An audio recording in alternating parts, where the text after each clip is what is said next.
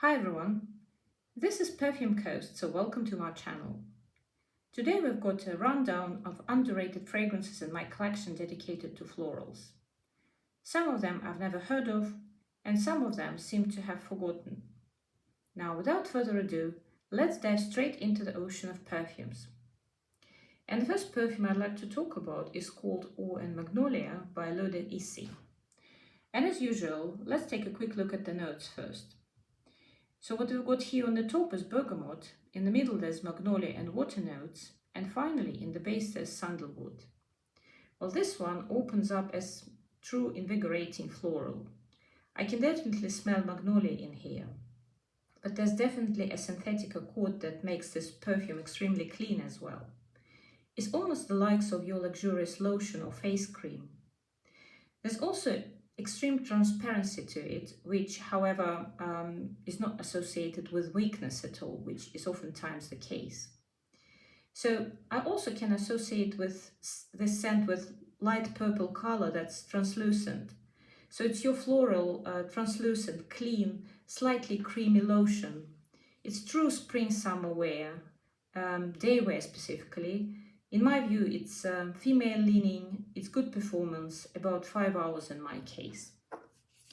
Next up is yet another beautiful and underrated floral by British brand Atkinsons, and it's called Nuptial Bouquet. And let's take a look at what Fragrantica is giving us here. So what we've got here is a cluster of notes, and it's of course lily of the valley, myrtle, violet, musk, and sandalwood. As you can tell from the notes, it's your classical bouquet, which starts off as true, sparkly, juicy floral.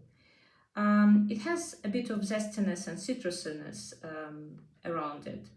There's this watery ozonic feel as well, the likes of white floral wedding bouquet with some dewdrops on the petals.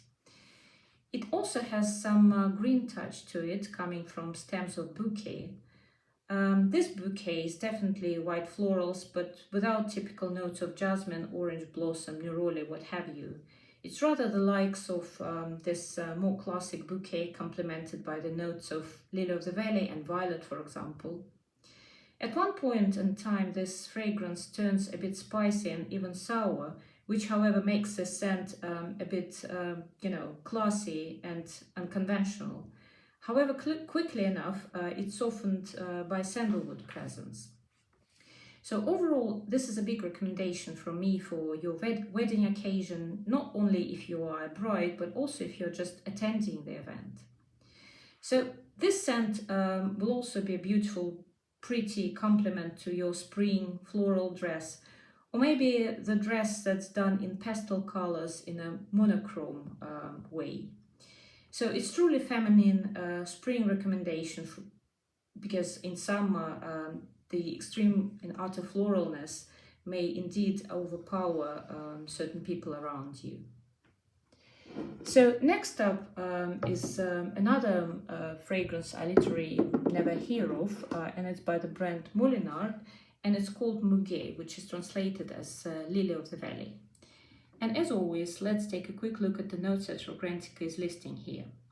So what we've got here again is a cluster of notes consisting of lily of the valley, lilac, water jasmine, lotus, and rose. So this one opens up with the lily of the valley indeed, that's slightly plasticky even, but this quality is just complementing the fragrance as it stops this perfume from going into the indolic territory that sometimes lily of the valley offers. And also it emphasizes clean quality of the flower. It also makes lily of the valley smoother and softer, and that's exactly how the fragrance unfolds in a few minutes. It's your extremely well-blended, soft, creamy and clean lily of the valley. The lily of the valley that's full of fresh faucets. It's again very feminine, true to the name of the flower. That lily of the valley is oftentimes is leaning in the feminine direction. And again, this is your spring summer recommendation. However, again, be careful in summer because lily of the valley sometimes may be this powerhouse that is quite difficult to tolerate sometimes. So, and finally, the last fragrance I'd like to refer to in this video is oldie but goodie. At one point in time, I remember it was quite popular, but not anymore. So the name is Drop the Issey, and it's by brand Issey Miyake. So let's take a look at the list of the notes here. So on the top we've got almond milk and damask rose. In the middle there's lilac, solar notes, jasmine, star anise, orange blossom, and finally in the base there's musk, vanilla, ambroxan, and atlas cedar. So this fragrance opens up with this beautiful creamy almond. And creaminess comes here from almond, which comes across more like almond milk to me. So another thing about this fragrance that almond, it adds up a bit of bitterness here, which certainly elevates this fragrance to the niche-like highest quality level.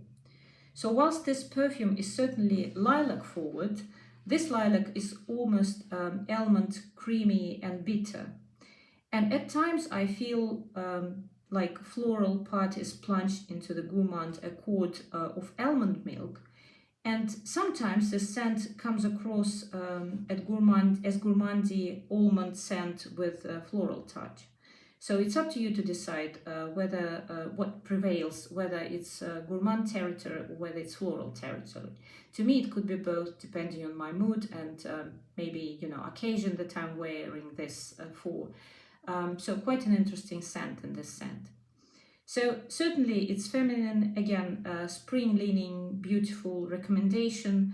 I also have to say that not many lilac-dedicated perfumes are done in this beautiful way, whereas lilac is very natural and prominent, but there's also this beautiful twist to it, which makes this perfume quite unique. But that's it, guys. This wraps up the video. If you've liked this video, please press the like button, please subscribe to the channel. Please provide your comments. I'm really curious. Thank you very much for watching, and I'll see you in the next one. Bye-bye.